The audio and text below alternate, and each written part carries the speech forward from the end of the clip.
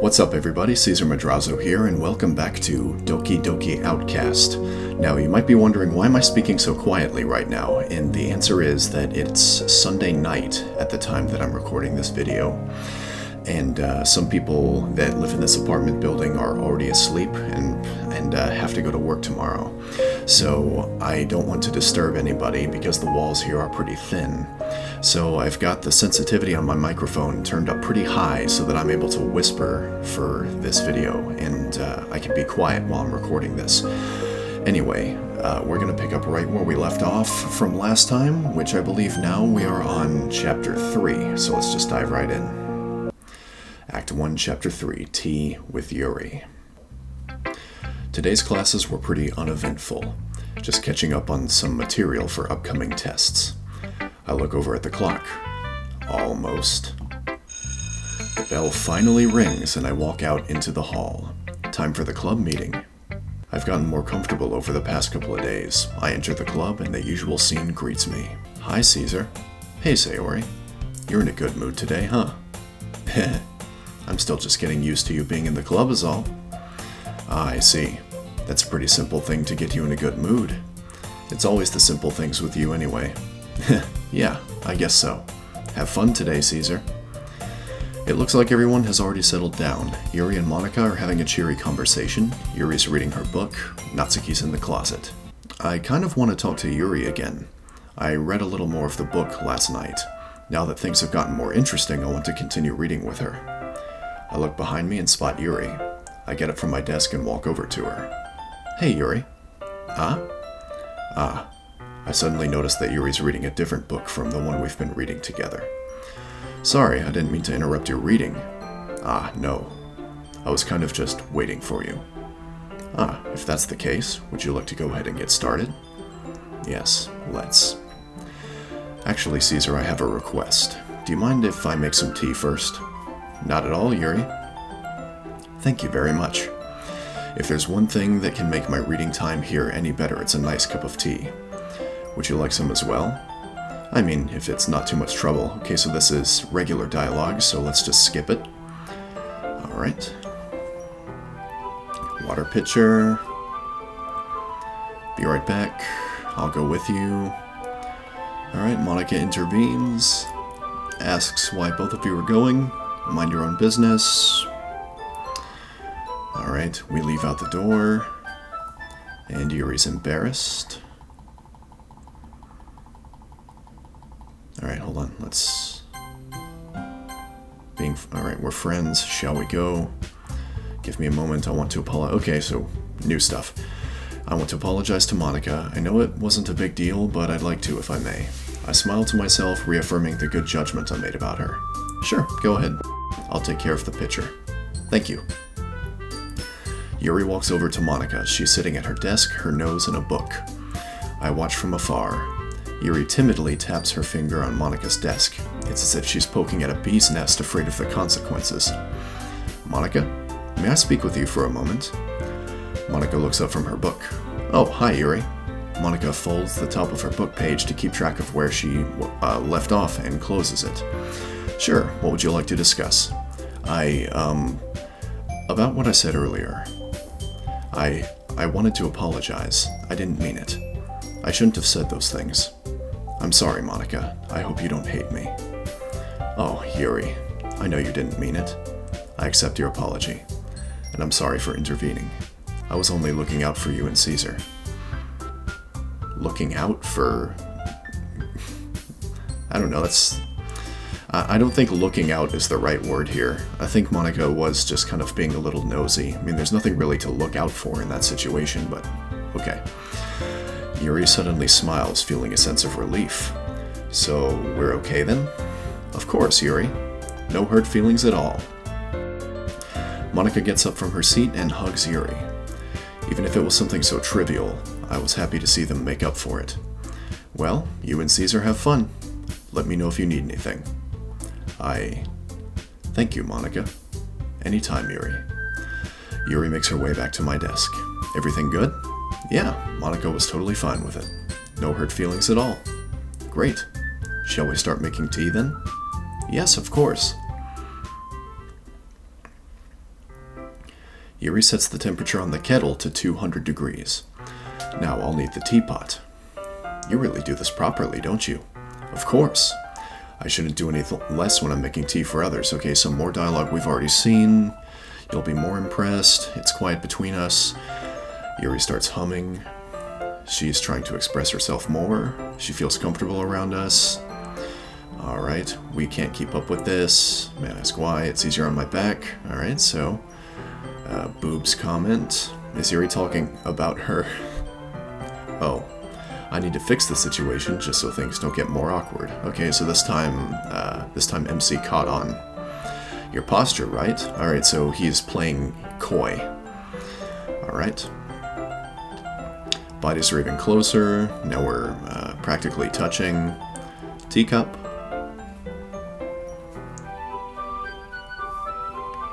Alright, Yuri doesn't want any chocolate. No need to apologize. Alright, Yuri's reading. Alright, we feed her chocolate. She realizes what just happened. Alright, friends can do that. You don't need to stop or anything. Yuri goes back to the book. She can't focus. Alright, this time she's anticipating the chocolate, and Monica interrupts, just like last time. What? Alright, so time to share poems. We can put the stuff away. Alright. So just like last time. Okay, everyone, I got something extra planned about the festival. So we're talking about the festival just like last time. They're performing. Sayori's been making posters. Alright, Natsuki doesn't want to do it, neither does Yuri.